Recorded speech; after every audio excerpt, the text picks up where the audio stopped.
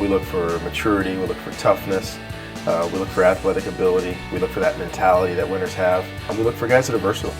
And specifically wrestling, you know, you're talking about leverage, you're talking about strength, you're talking about determination, you're talking about being at your best when you're tired. Those are things that win football games. When guys learn that in the wrestling world, you're talking about linebackers, offensive, defensive linemen, fullbacks. Those traits that you learn in wrestling, they help football. The biggest things that we look for when we go out and look at student athletes, we want to make sure they have the grades and a work ethic that they've demonstrated as athletes.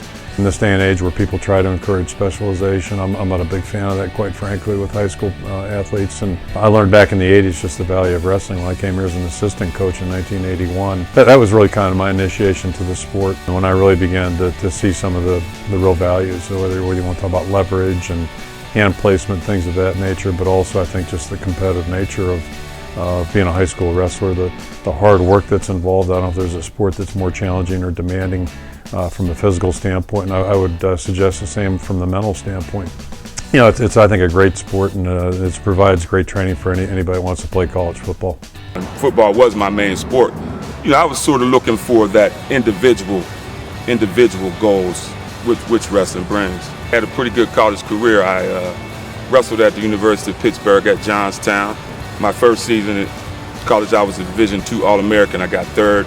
The next 3 years, I went back to the Division II tournament, and I won the tournament 3 years in a row. And at that time, you get to go to the Division I tournament if you're Division II national champ, and I won those as well. So 3 Division I tournaments and 3 Division IIs equals 6, so that's 6 national championships. After my final Division I tournament, I remember there being some talk about, you know, NFL scouts coming to see me and visit me at UPJ. A few scouts came up and worked me out. Steelers drafted me.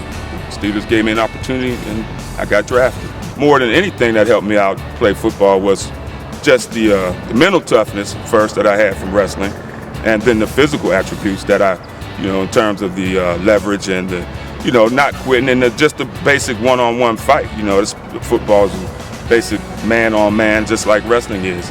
One of my best friends, Darren Gordon, who played here and has a Super Bowl ring and played a long time in the NFL, was a great corner and punt returner, but he was an All-State wrestler and All-American wrestler in Oklahoma.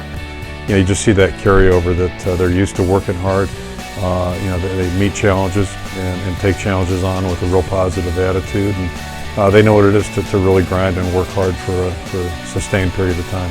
You know, a lot of guys don't like to get their face bumped or their nose bumped and things of that nature.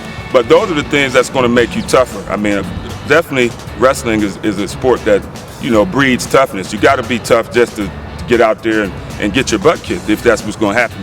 And to keep going back and letting that happen, that takes a tough type of person. It's just about the fight and the physicalness of wrestling and football. They go hand in hand. You know, it's a tremendous sport.